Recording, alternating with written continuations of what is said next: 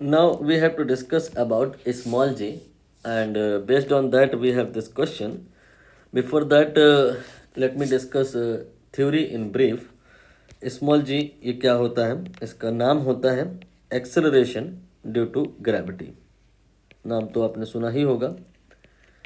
इसका मतलब ये है कि हमें यहाँ पर अर्थ बनाना होगा। ये अर्थ है, ठीक है, ये उसका सेंटर है।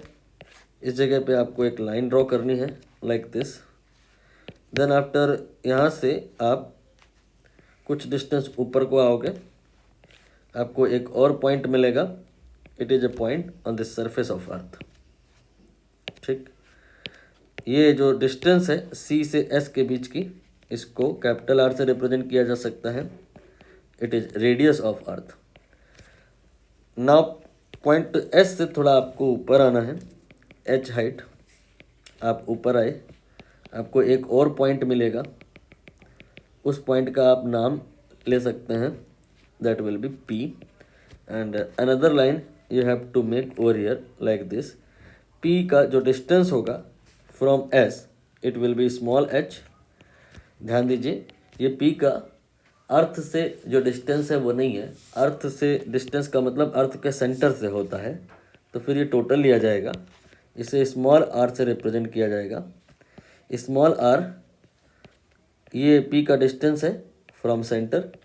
एच ये पी का हाइट है, या you can say distance from the surface, ठीक है।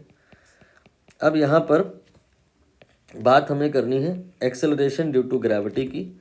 इसका मतलब पॉइंट पी पर हमको क्या करना है, एक इन रियलिटी या एक इमेजिनरी ऑब्जेक्ट कंसीडर करना है। मास है उसका एम। आप किसी भी बालक को यहाँ पे ऐसे खड़ा कर दीजिए, अभी पकड़े रहिएगा, फिर आप इसे छोड़ दीजिए। तो जब आप इसको छोड़ दोगे तो अर्थ इसको नीचे खींच लेगी। और कितने फोर्स से खींचेगी ये न्यूटन ने बताया था, Gm/m/r²। छोटा वाला आर है ये, ठीक। छोटा वाला आर बड़ा वाला आर में अंतर आपको समझ में आ गया होगा। छोटा वाला आर जो है कैपिटल आर प्लस एच दोनों को जोड़ दें तो उसके बराबर होगा, ठीक है। नाउ इसके बाद में हमें यहाँ फोर्स ड्यू टू ग्रेविटी नहीं निकालना है, हमें तो निकालना है acceleration due to gravity. Then क्या करेंगे, हम इस फोर्स की हेल्प से एक्सेलरेशन निकालेंगे। उसके लिए न्यूटन ने कहा कि F=ma होता है, तो a जो होता है वो F/m होता है।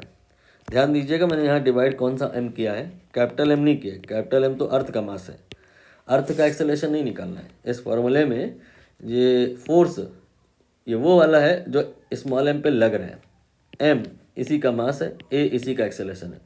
F/ma तीनों सब ये इसी के हैं। तो यहाँ पर आप नोटिस करो तो ये Gm/m आ जाएगा। देखिए कुछ कैंसिल ज़रूर हुआ होगा। आप अगर सावधानी पूर्वक करेंगे तो समझ जाएंगे कि ये जो a है इसी को g भी कहा जाएगा। डिपेंड करता है m पे और नहीं भी करता है। कैपिटल M पे तो करता है बट स्मॉल m पे नहीं करता है। मतलब ये है कि अगर आप इसकी जगह कोई दूसरा बालक ले लो तो ले लो, इस पे फोर्स की वैल्यू अलग आएगी। लेकिन ये या कोई दूसरा बालक, all will fall with same acceleration and when you calculate it will come out to be 9.8 if बालक is near the surface of earth. Let me explain again in detail. यहाँ पे अगर ये बालक अर्थ के सरफेस के करीब में है तो h की वैल्यू नियरली 0 ले ली जाएगी। That time r plus H small R आपने जो कहा के बराबर होगा। h अगर 0 लेके चले तो स्मॉल आर कैपिटल आर दोनों ही इक्वल होंगे। डिफरेंस के लिए हुआ, स्मॉल आर कैपिटल आर ये बराबर नहीं होते, ये लगभग बराबर हो सकते हैं only if small h approaching 0। तो यहाँ पर इफ बालक is near the surface of earth then what we can say कि जो g है इसका ये जो फॉर्मूला बता रहे हो, फिर ये फार्मूला में जो स्मॉल r है उसे आप कैपिटल R भी ले सकते हो। और अगर m और r ये जो वैल्यूज़ होती हैं याद करनी पड़ती हैं। ये अर्थ का मास है और यहाँ पे r ये 6400 किलोमीटर होता है। ये सब जब रख दें अगर और सॉल्व करें तो 9.8 के राउंड आ जाता है, ठीक। अब यहाँ पर ये थ्योरी पार्ट तो फिनिश हो गया। क्वेश्चन कैसे आते हैं इस पर बात करते हैं।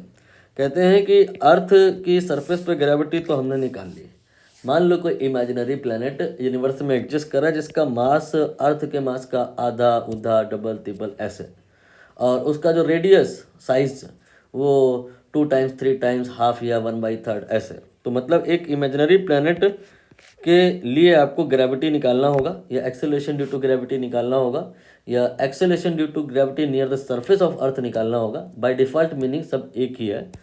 तो आपको करना क्या होगा, इस फॉर्मूले में आप रिक्वायर्ड चेंजेस अप्लाई करने होंगे। फॉर एग्जांपल हम इसी क्वेश्चन की अगर बात करें तो इस फॉर्मूले से आप अर्थ की सरफेस पे ग्रेविटी निकाल सकते हो अगर मास और रेडियस अर्थ का लो। बट अगर कोई दूसरा प्लेनेट है तो उसका मास और रेडियस ले लो तो उसकी ग्रेविटी निकल आएगी। अर्थ की ग्रेविटी हमने निकाल रखी है और इसी के रिलेटिव में दूसरे प्लेनेट की ग्रेविटी निकालनी है, तो पूरा कैलकुलेशन नहीं करना है, बस देखो कि मास कितने गुना हो गया है, रेडियस कितने गुना हो गया है, अकॉर्डिंगली जी में चेंज आएगा। इस क्वेश्चन में कह रहे हैं कि ये जो डायमीटर है अर्थ का वो रिड्यूस टू 1/3। डायमीटर अगर 1/3 हुआ है तो रेडियस ये भी 1/3 हुआ है। तो रेडियस की वैल्यू आप यहाँ पर 6400 किलोमीटर अर्थ के लिए है, डिवाइड बाई 3 कर दोगे तो आ जाएगा ये जो इमेजिनरी प्लैनेट है उसका। बट आपको ये पूरा नहीं करना है, आपको यहाँ पर कंसीडर करना है ओनली 1/3। ठीक।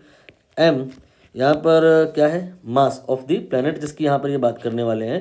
Original value of the mass remain unchanged, mass चलो चेंज ही नहीं किया तो बड़ी अच्छी बात है, एम चेंज नहीं किया और आर ये 1/3 कर दिया।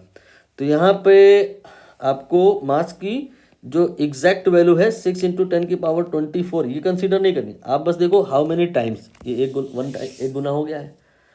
तो m की जगह 1 ले लो, और जो जो चेंज नहीं हुआ है उसकी जगह 1 ले लो, और जो चेंज हुआ है तो उस चेंज होने के बाद उसकी जो वैल्यू है वो मत लो, जो फैक्टर है बस उसको फोकस करो। तो यहाँ पर ये g कैपिटल G जो है ये 1 हो गया, m ये 1 हो गया, मास चेंज नहीं हुआ है, एंड इसके बाद में जो r है वो 1/3 हो गया। अब आप सॉल्व कर लीजिए तो ये आ गया 9। इसका मतलब ये नहीं है कि स्मॉल जी की वैल्यू 9 है उस प्लैनेट के लिए, नहीं, 9 टाइम्स है, मतलब इतनी है value of G for earth. But for that planet जिसकी ये प्रश्न में बात कर रहे हैं वैल्यू कितनी होगी, इस वैल्यू की 9 गुना। अगर एग्जैक्ट वैल्यू कोई पूछेगा तो फिर आपको करना पड़ेगा, ये 9 से मल्टीप्लाई करना पड़ेगा। बट शायद ये नहीं पूछा इन्होंने, बस ये पूछा है कि कंपेयर कर दीजिए how many times. Then the acceleration due to gravity on the surface of earth is small g, यानी कि 9.8 if we assume on the surface of earth, then यहाँ पर ये 9 टाइम्स हो जाएगा। तो फाइनली इस प्रश्न का सही आंसर 9 हो गया।